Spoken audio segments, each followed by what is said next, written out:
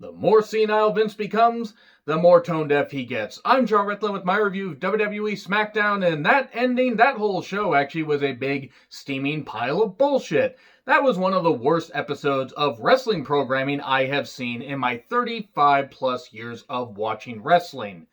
I'm not saying that I expect much from WWE or even AEW because everybody's doing what they can with the groups they have and with, the people that are able to be there. And sure, having no fans makes it difficult. They're doing what they can. That wasn't fucking wrestling. That was goddamn bullshit. Change or different stuff is not even that bad. You can try different shit. They tried Raw Underground. Some people liked it. Some people didn't. And this is definite proof that Bruce Pritchard and Vince McMahon should not be allowed anywhere near a goddamn wrestling company ever again.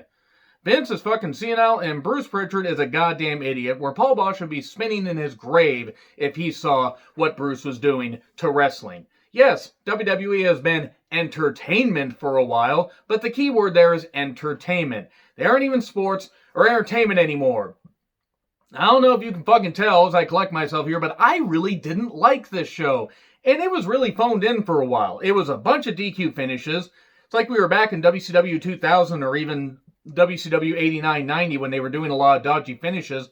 But at least the athletes, were pretty damn good. And there were some good athletes on this show, but there was just a whole lot of nothing. And then that ending. That fucking ending. So, recaps of the fiendish fingering of Alexa on Fox. Have fun unseeing that and have fun saying that twice. I could barely even say it once. The Funhouse. It's a bunch of haters that Bray talks about after he fingered Alexa brutally, which Fox approved of course. And he will bring a special guest on later. And if Braun doesn't give him what he wants, people will get hurt.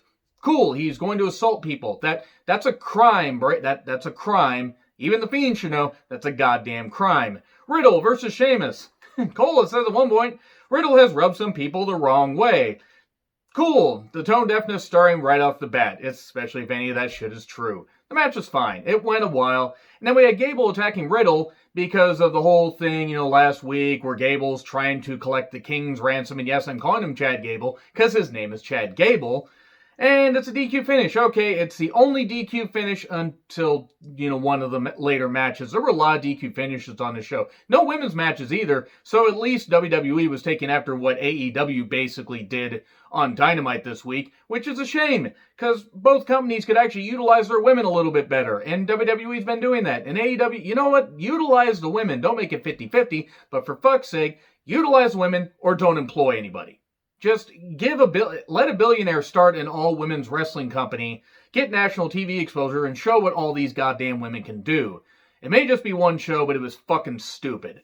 And then we get Sheamus and Corbin with some girl. I didn't catch the girl's name. Who's the girl? Was she just some backstage girl? Was she like The Bachelor? That Angel Garza talked to, the woman that nobody really cared about because The Bachelor and most reality TV is dog shit right now.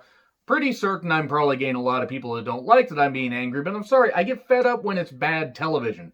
It can be boring television, but when it's bad television like this, there's no reason not to rant on it. WWE has been going for so many goddamn years that this is unacceptable. This is unacceptably bad TV. The dirt sheet with Sonya. Okay, but first, no, Sonya doesn't come out. They have a weird, hair extension piece of wig wigging out, and, it's Mandy's hair because Sonya cut Mandy's hair, and they're making fun of it like a Muppet thing. Miz and Morrison actually are two pretty hilarious guys and two pretty good heels, and they're doing the same shit that they did on the dirt sheet in 2008. Here's the problem. The dirt sheet wasn't even that funny back then. They get away with some more stuff. If you don't evolve your humor after 12 years, and I speak from experience, I'm using some of the same jokes I've always used, because that's kind of what I do, but also, I'm just a wrestling fan. I'm just an idiot fan with a YouTube channel that some people watch. I'm not on a national or worldwide TV platform and doing the same shit. But then again, this is Vince McMahon. This is his regurgitated bullshit that they're having to do, and it was fucking dumb. Why? Why did they do this? Who was this for? I'm not even the biggest Mandy fan, but who the fuck was this for? And then Sonya trying to fucking dig everybody out of this. She barely got back to the surface. She did say she enjoyed smashing Mandy. There's a fun image for all of you. But honestly, I love Sonya, but Fox paid a couple $2 billion a year over 5 years for this shit. You think they're regretting their investment? I mean, the ratings, I'm not saying were even all that great or were ever going to be what they were for the first week or even the first month. But fucking hell, I would be regretting what's going on here because I can't imagine that they're getting a ton for their investment. Just based solely on what I'm watching, I would be pissed about the product I'm investing in. This is worse than the worst stuff that Vince Russo did. Because, like, after 20 years, you would think wrestling had evolved at least a little bit. It's supposed to be better. And this wasn't. Okay, so Sonya talking about all this stuff and everything, and talking about how she's going to smash Mandy repeatedly and beat her up and everything. And okay, cool. Here's Heavy Machinery for some reason. It's actually to set up a tag match later that will obviously not end in shenanigans. Cesaro versus Lince Dorado.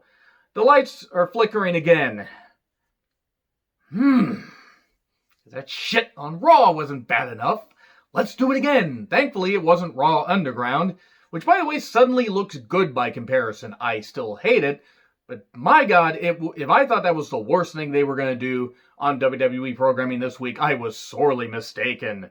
And yeah, Cesaro hit the neutralizer for 3. It's not that Lince didn't get in some moves, but there was no way he was going to win. Okay, I'm just going to say right now, Otis's character, I don't like. The person, got nothing against the person at all. Tucker, same thing. I haven't really liked Heavy Machinery for a while. They were fine in NXT. I started to get sick of them.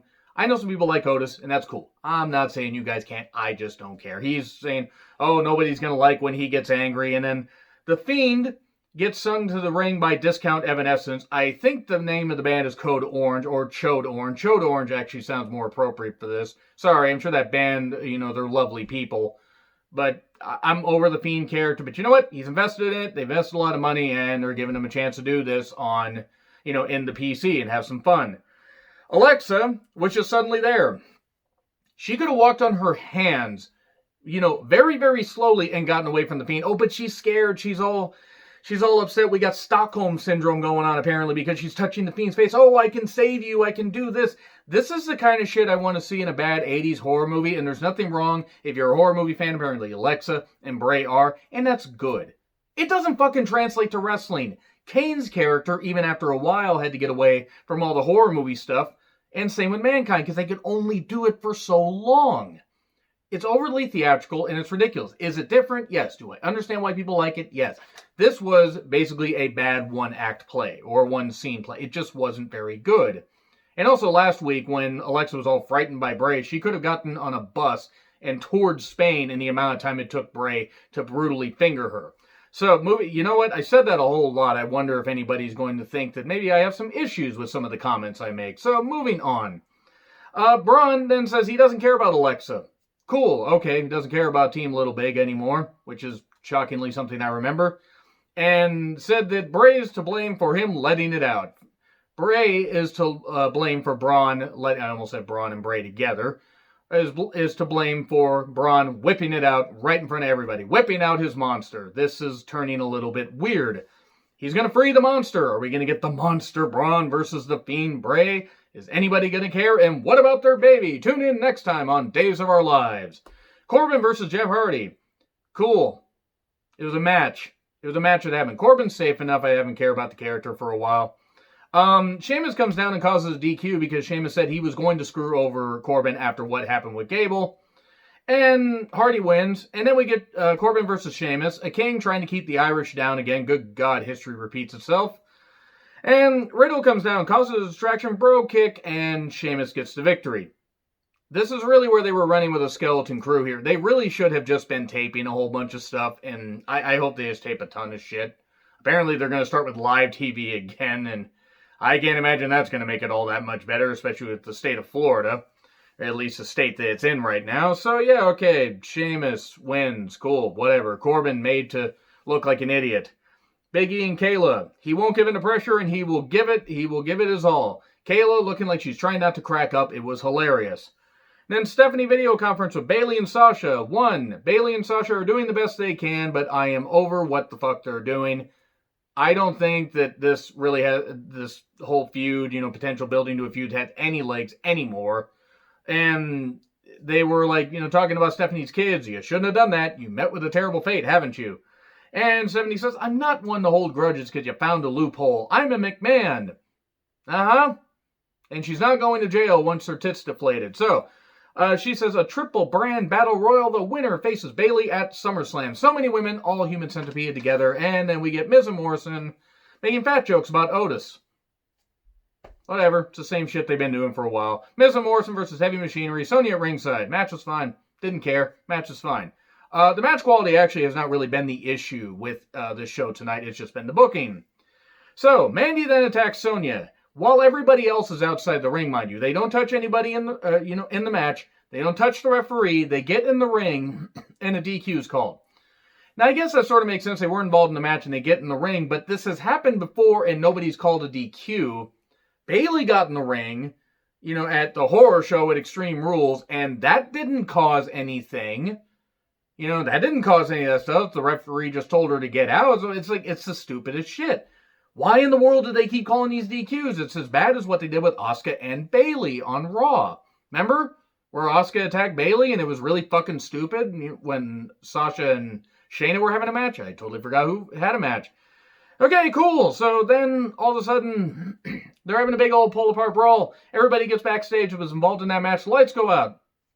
And then suddenly the lights come back on. And suddenly this Retribution group that seems to be about 20,000 people try to pull off the Nexus debut, where they run in the ring and they beat up people and everything. Now, there are women in the group. I want to clarify that because they attacked some women at some point, and it seemed very assaulty. And I don't mean you know what I mean. It really wasn't very good. There's wrestling, and then there's what the fuck?